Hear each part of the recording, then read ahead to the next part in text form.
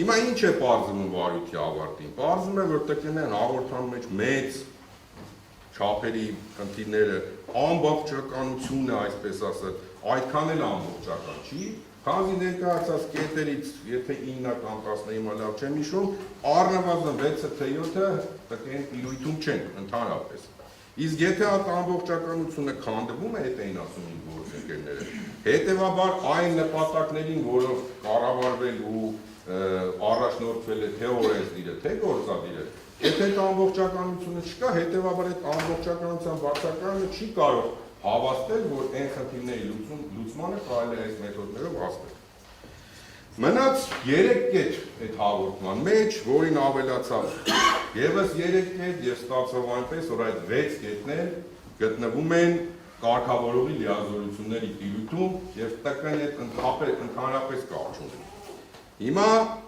ինչ խնդիրներ, որ արձանագրել է հարգարժան հանձնաժողովը այս գործառույթների մեջ, այս վարույթի վերջնական որոշման մեջ, դրանք այն խնդիրներ են, որոնք մշտապես կան եւ լինելու են, որովհետեւ դրանք պայմանավորված են նախ եւ առաջ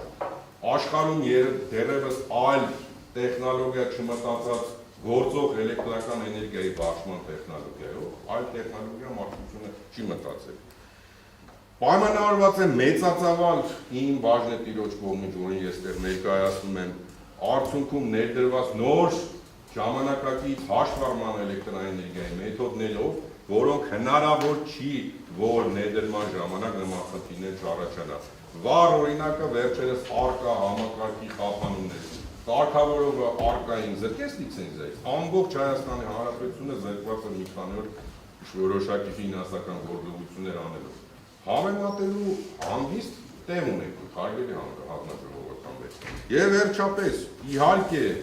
այս գործունեությունը միանշանակ կապված է մարդկային գործոնի հետ,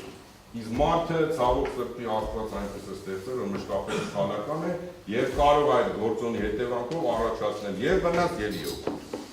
Եվ վերջապես, ես կուզենայի այս մասը անպայման նշել, որտեղ բազմիցս տարբեր պաշտոնյա, ոչ պաշտոնյա քաղաքական գործիչների կողմից նշվել է, ինչի այս ամենը տեղի ունեցել, որովհետև կա որոշակի ՀՑԿ-ի անգործության մատնվելու խնդիրը։ Իմ մասնագիտական, փորձագիտական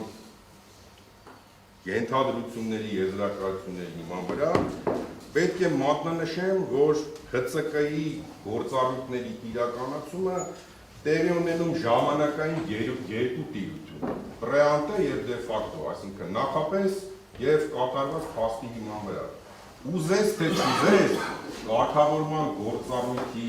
եւ պլանավորումը եւ իրականացումը կատարվում է այդ երկուսի, այսինքն կանխատեսելի եւ փաստացի ժամանակային տիրույթում, իհարկե նաեւ փաստացիից հետո։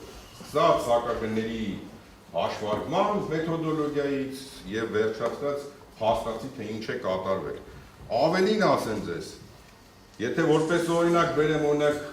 պարոն Ավինյանը չի թողի խախտեմ, ներդրումային ծրագրերի իրականացումը։ Ես ճիշտ եմ, չէ՞ հիշում պարոն Ավինյան, որ յուրաքանչյուր ներդրումային ծրագիր կլինի դա Հայաստան էլեկտրական ցանց է կամ չգիտեմ Գազպրոմ Արմենիա, որոնք ուղարկում են հանձնաժողովի հաստատմանը, մշտապես գրավոր ուղարկում են կառավարության լիազոր մարմնին իրենց կարծիքին։ Ճիշտ եմ հիշում։ Կա այդ պրակտիկան, պահպանվում է։ Հետևաբար խոսք գնալ, որ հանձնաժողովը տեղյակ չի եղել կամ կառավարությանը տեղյակ չի պահել կամ լիազոր մարմին այն խնդիրներից, որոնք առկա են այս վիճակում,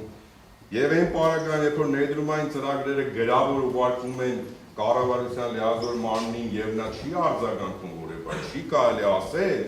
որ հեծի ներդրումները իրականացել է կառավարության գործունեության կամ քաղաքական տնտեսական ուղղություններին ոչ համահունչ։ Ցանկացած առաջարկ կառավարության կողմից ներդրումային ծրագրերի ուղղության փոփոխության, ուղղությունների ավելացման մշտապես պարտավոր է կատարել հեծը, պարտավոր է ուղղակի, թե դա ներառում է ներդրումային ծրագիր։ Եվ վերջապես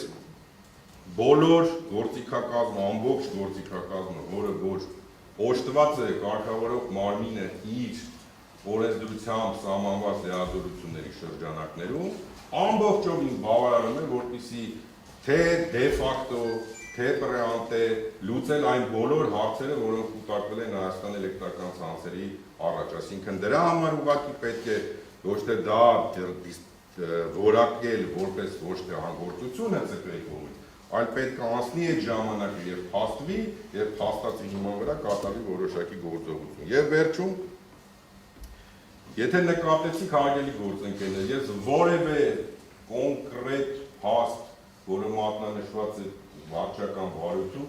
մի հատ չեմ բարձրաձայնել, ընդամենը 1-2 օրինակ։ Ինչի չեմ բարձրաձայնել, որովհետև այս իմ թվարկվածը արդեն իսկ ապացույց է, որ օրենսդիրի կողմից այս օրենսդրական կարգավորման շրջանակներում խախտվել է հանձնաժողովի միակ կարևորագույն գործառույթը, շահերի հավասարակշռման գործառույթը։ Շնորհակալություն, խոսքը փոխանցա պարոն Օրբելյան։